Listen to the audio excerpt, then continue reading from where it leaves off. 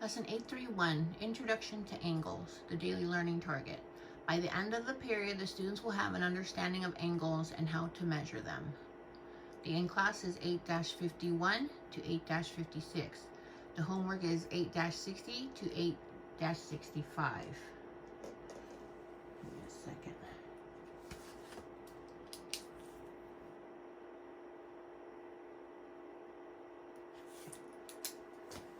Fix some of my notes. Okay.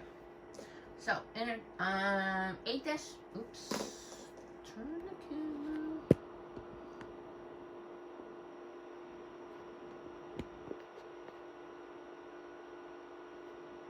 I can't tell if that's straight or not. Good enough. All right.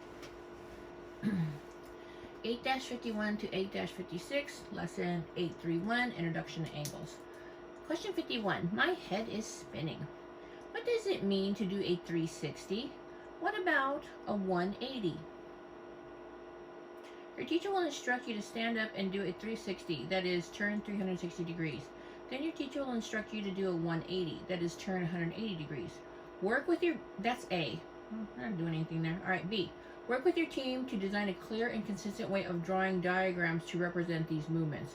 Be sure your diagrams include something that shows the direction a person would face at the beginning and at the end of the turn, as well as the size of the turn in between. Okay, so if you were going to do 360, okay, and you were first facing that direction, okay, and you did a 360, you would go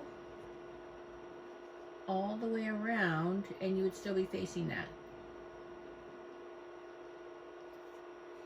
Kind of like a little lopsided one. Okay, a 180, you would start facing that way.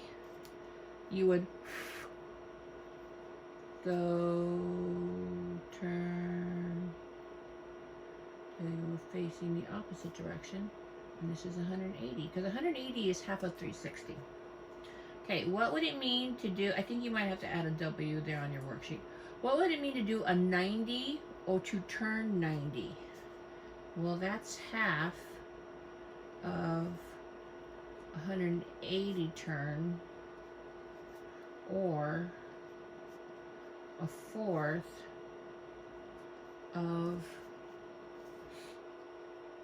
a 360 turn. What about 45? That's half of 90. Add diagrams for these movements.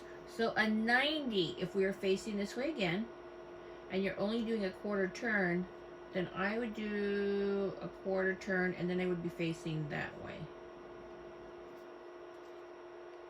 And then 45 is half of that.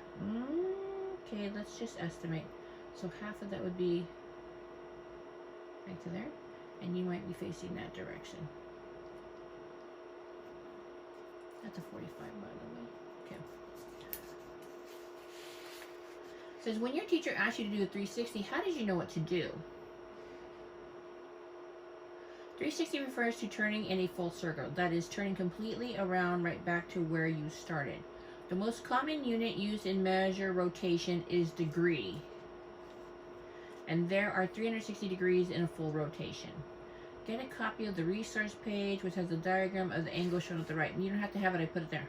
Okay, with your team, try to estimate what that is. Okay, so you're going to put a number that you believe that this little tiny piece right here is. Okay, so that's your estimate. Put a number down, and don't forget to put a degree there.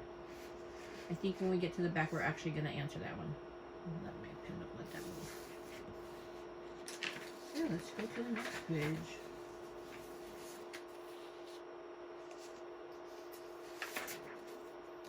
Okay, question 53. Angle rulers.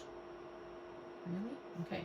How can you measure angles accurately using degrees? In this activity, you will build a device that you will call an angle ruler to help you measure angles in degrees.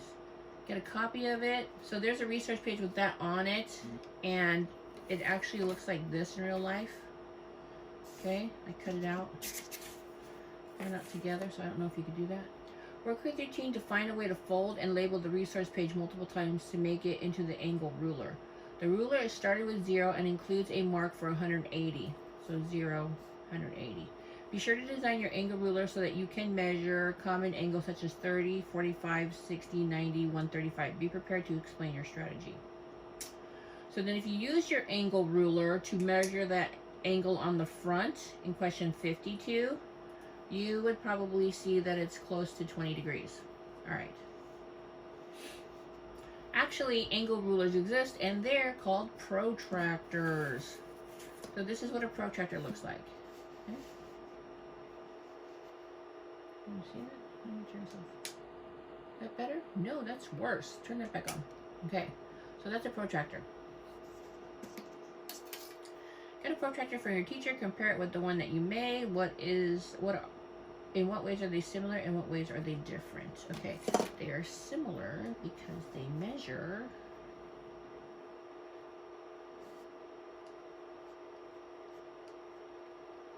angles up to 180 degrees. Okay, because that was only half a circle. The difference is, there are two measures along the outer edge. Okay, so let's look at this again. So if you look at the outer edge, see? There's two numbers.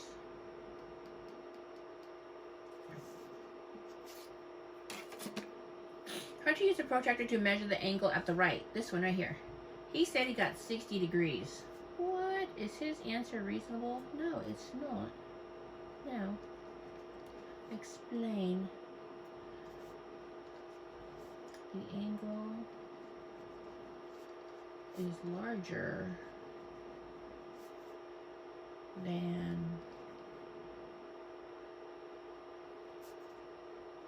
a 90-degree angle. Okay? Yeah, 90 degree would be probably about here. And that one's larger, so you can't get 60. Okay, when measuring an angle with the protractor, is it necessary to line up one side of the angle with the 0 or the 180 mark? Yes. If you did not, how would you figure out what the measure of the angle was?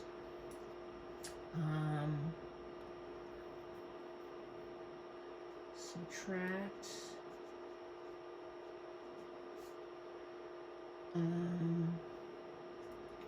to find the difference between the larger and smaller numbers on the protractor.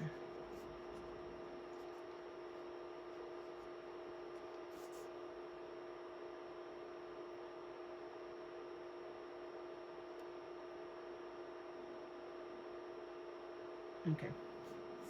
Estimate the angles formed in the diagrams below without measuring. Okay, without measuring. Well, since this one goes straight across, this one's easy. This is 180. That's half a circle. This one looks like it's... So this one was bigger than 90. So let's say 135.